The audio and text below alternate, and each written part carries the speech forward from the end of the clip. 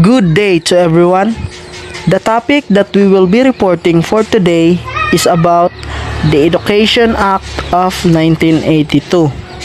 So before formally starting the discussion, here is the reporters of the Group 3 Clever Mentors.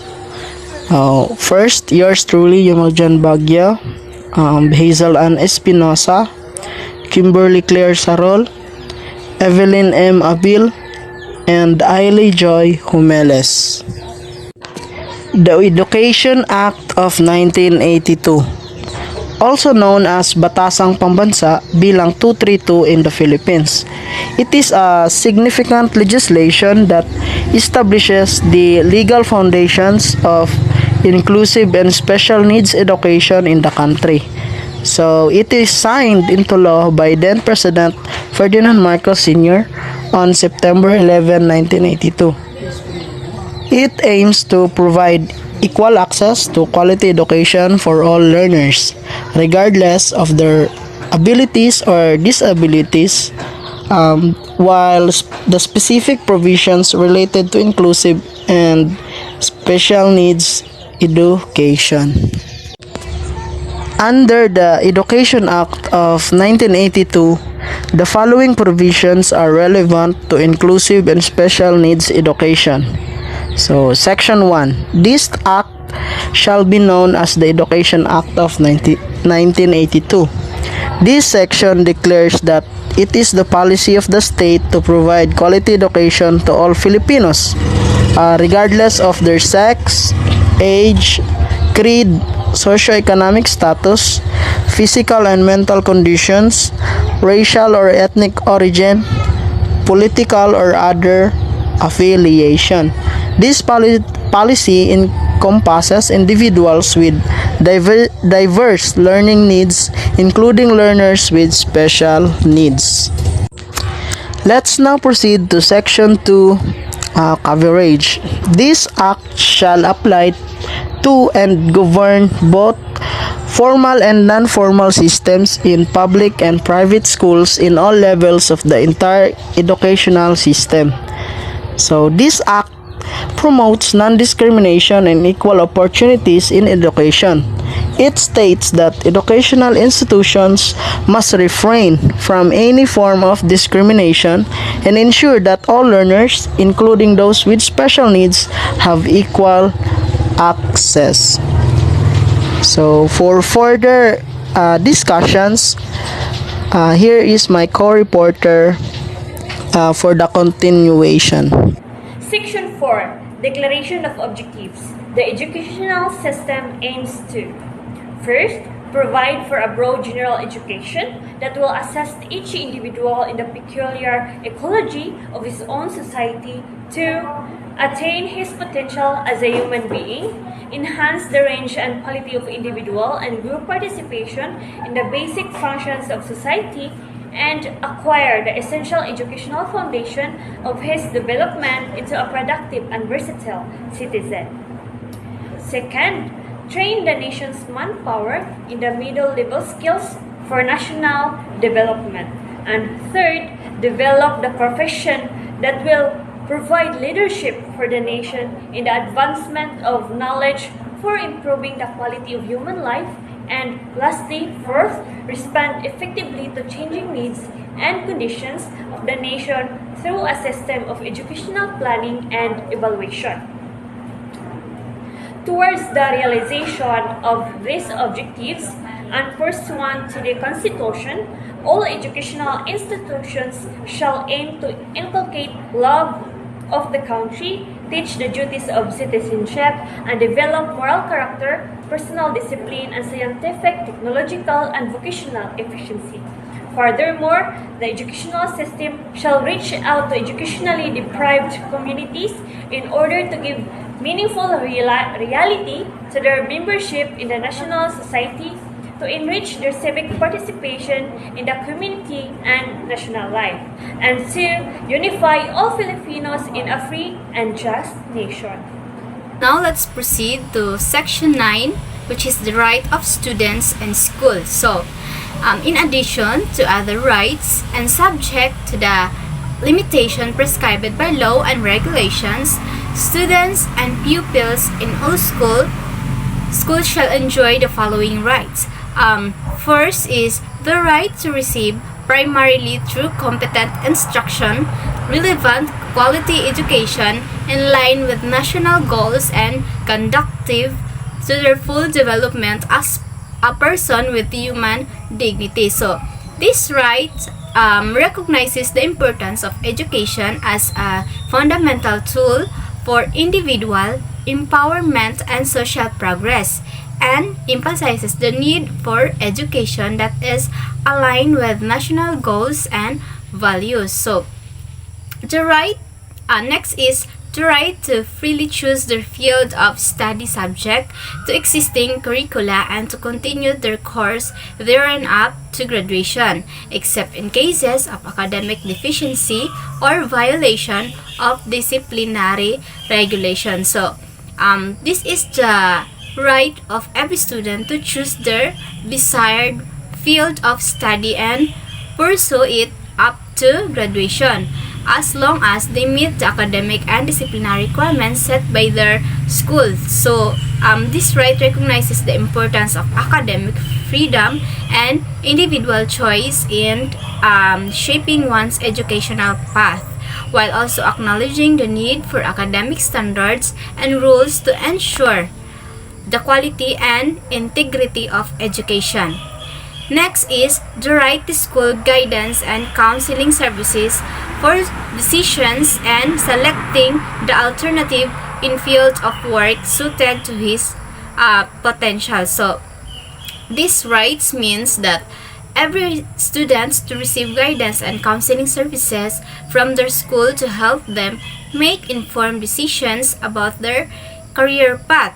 So, this right recognizes the importance of providing students with necessary support and resources to explore their interests and skills and make informed decisions about their future. So, the guidance and counseling services provided by schools can include career assessments, job shadowing, opportunities, and advice on educational and training programs that can help students achieve their career goals. Next is the right to access to his own school records, the confidentiality of which the schools must maintain and preserve. So, the right to the issuance of official certificates, diplomas, transcript of records, grades, transfer credentials, and other similar documents within 30 days from request. So, this right means that individuals have the entitlement to receive these documents with a specific time frame. So, this right ensures that individuals can obtain the necessary paperwork promptly. So, next right is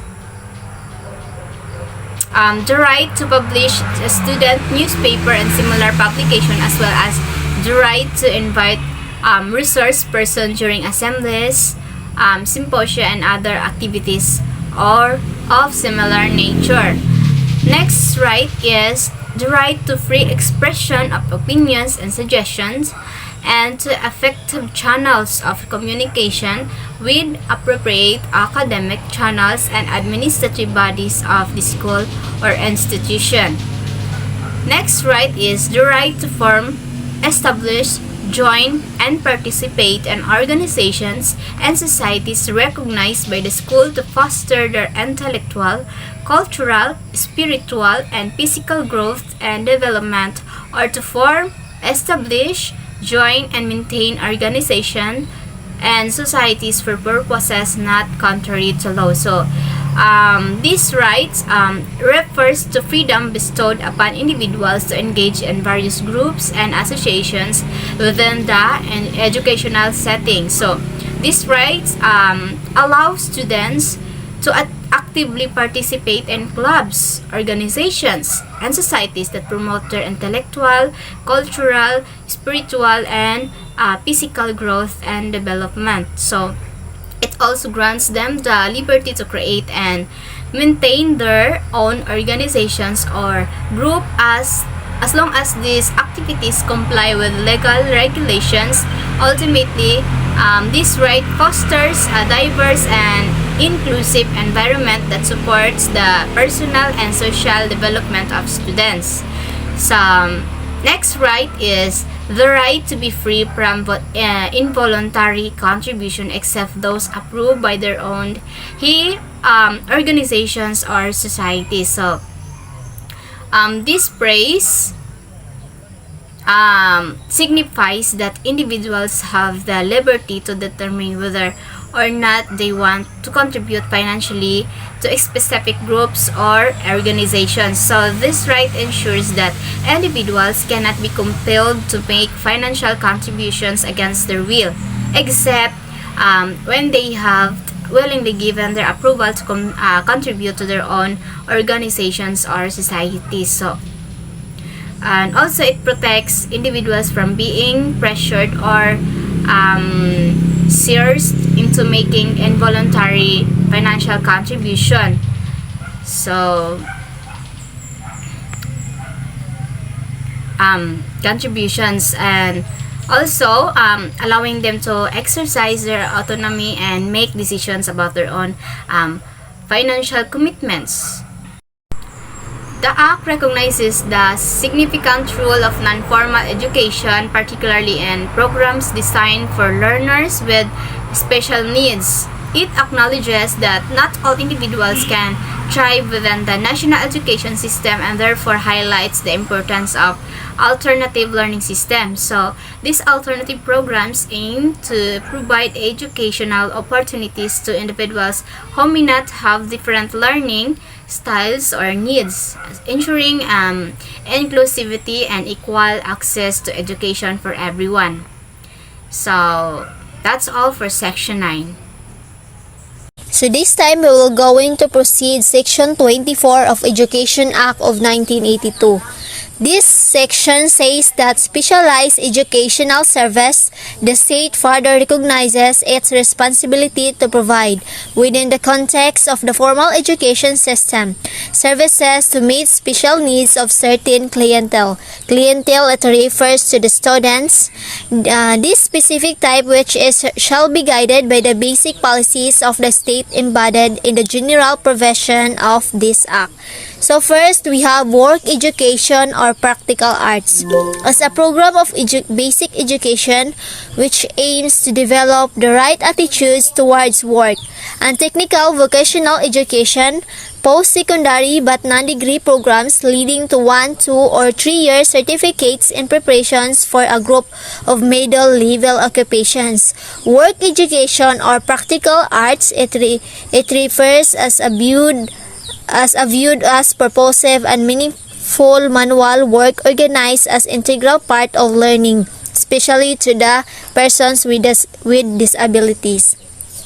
Second, we have special education, the education of persons who are physically, mentally, emotionally, socially, or culturally different from the so-called normal.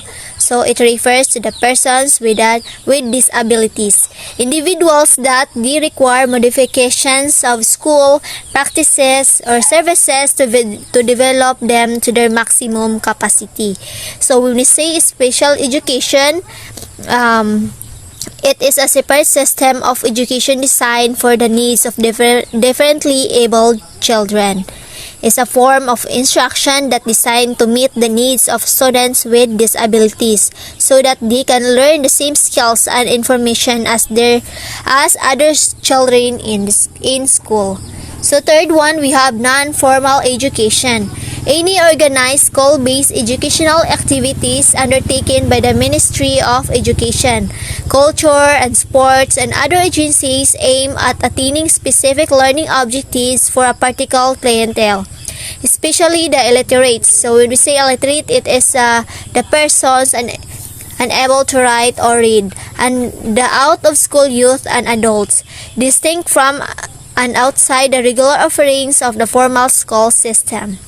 So, non-formal education refers to planned, structured programs and processes of personal and social education for young people designed to improve a range of skills and competencies outside the formal education curriculum. So, Section 24 of the Education Act of 1982 state that the local education authorities must identify and make appropriate provisions for children with special educational needs in their area. This includes assessment, additional supports, and involvement of parents or guardians. One situations involving Section 24 of the Education Act of 1982 could be the case of a student with a disability who requires additional support and accommodation in order to access their education on an equal basis with their peers. So in this scenario, let's say the student has a visual impairment and needs assistive technology such as a screen reader to read textbooks or use a computer. However, their school refuses to provide the necessary equipment and instead suggests that the students simply rely on the assistance of their classmates or teachers to assess their education. So the family of the student, aware of the right under Section 24 of the Education Act of 1982, reaches out to the school administration to request appropriate accommodations such as the provisions of necessary assisted technology and to ensure their children's rights to an inclusive education.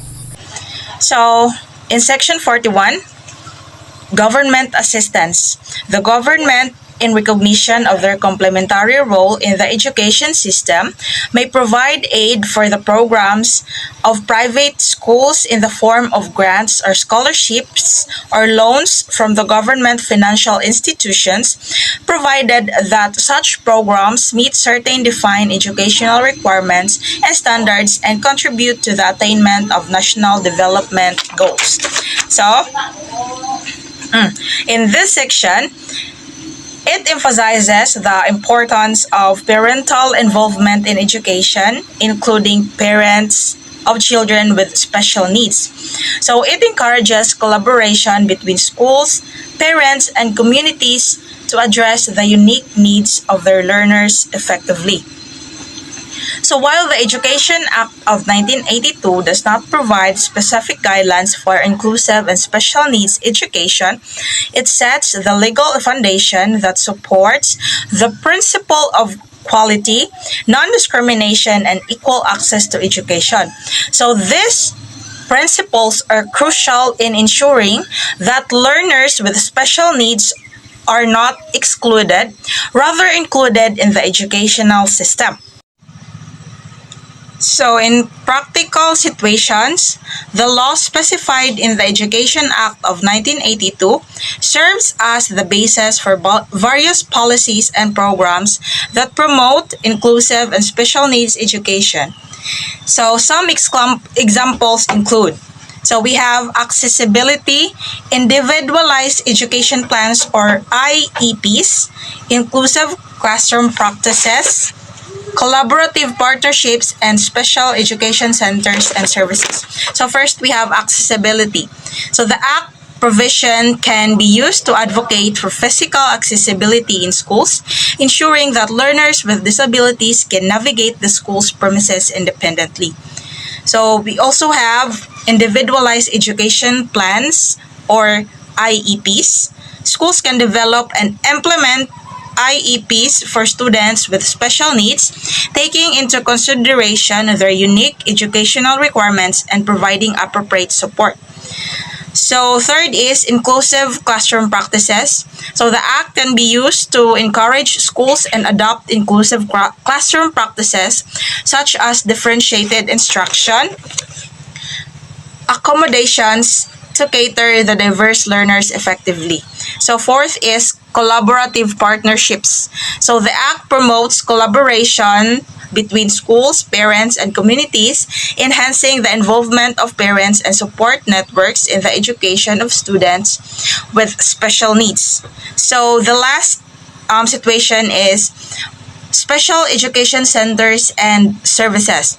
So the law mandates the establishments of special education programs, centers, and services to cater the needs of learners who require specialized instruction. So in summary, while the Education Act of 1982 does not explicitly address inclusive and special needs education, its provision pertaining to non-discrimination, equal opportunities, and parental involvement can provide a legal framework for the development of inclusive practices and policies in the field of education. So that is the end of our report. Thank you for watching and listening.